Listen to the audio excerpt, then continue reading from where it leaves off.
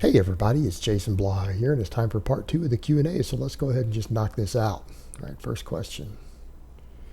You mentioned the strength standards for men, but what would they be for women? Asking for a girlfriend. I don't know.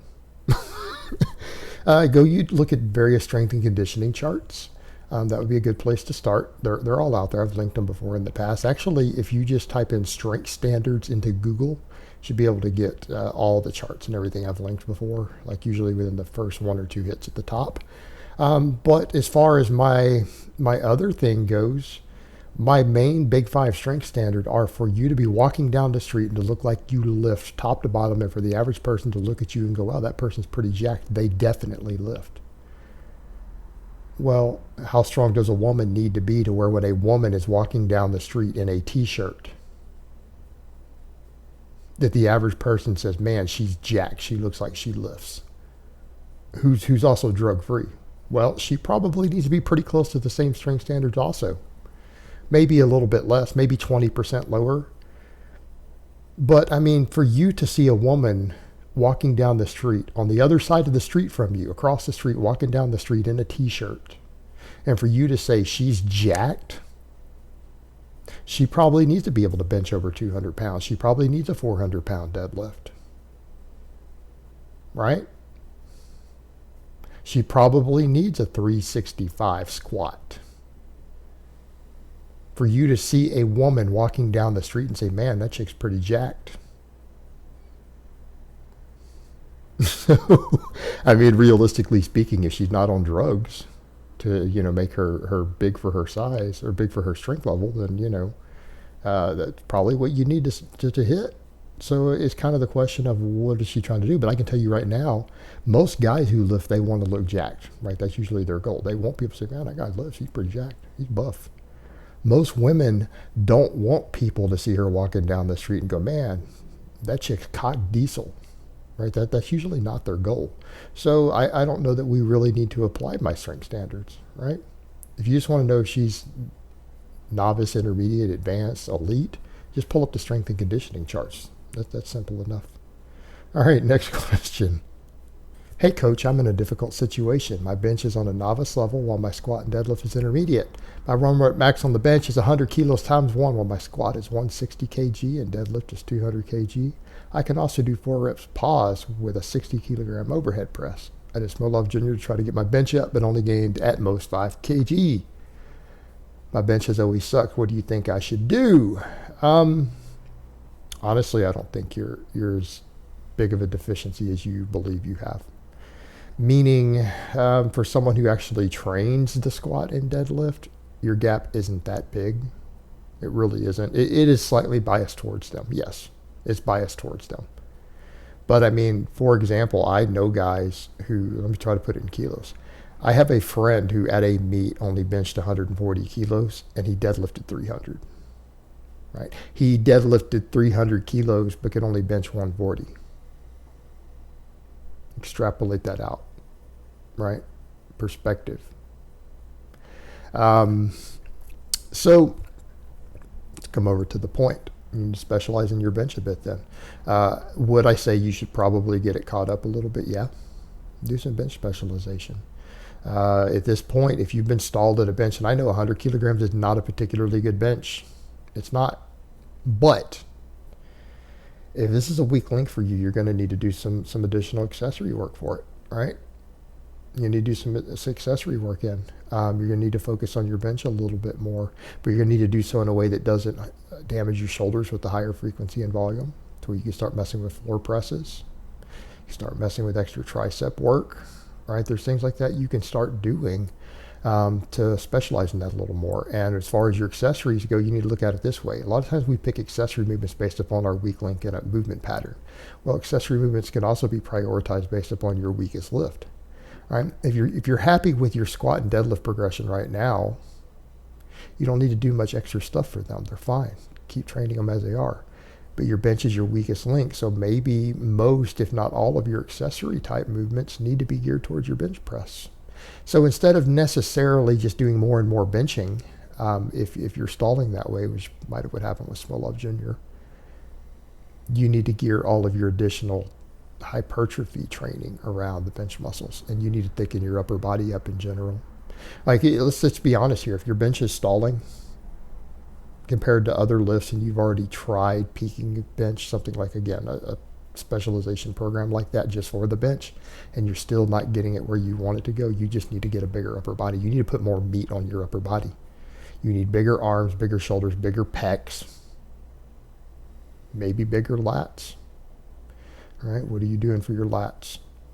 What are you doing for your triceps? Stuff that you need to ask at this point. You need to thicken up your entire upper body. All right, there is a reason bench and curl bros do look good. All right, next question. Hi Jason, I am doing mostly chins and dips with some high rep exercises for shoulders and arms. Do you have in mind some good program for increasing chins and dips based on high frequency? I train them 5 to 6 times per week. I use both backpack for heavy reps and elastic bands for additional volume. Well, if you've got all these different tools available to adjust the weights, and I would even say you should get some different weight plates, get a belt. Let's be realistic here. Let's go over to what you're using for equipment. If you want to get really good at weighted dips and chins, then you need to get a good belt and you need to get some plates. That's what you need to do. You need to be able to program them. And here's what I would say. Go look at any program. Like, there's nothing special about the chin up or the dip.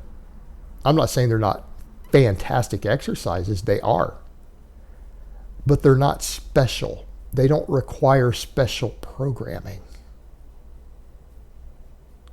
Treat the dip like a bench press. Any program that is good for bringing up your bench press will increase your dip.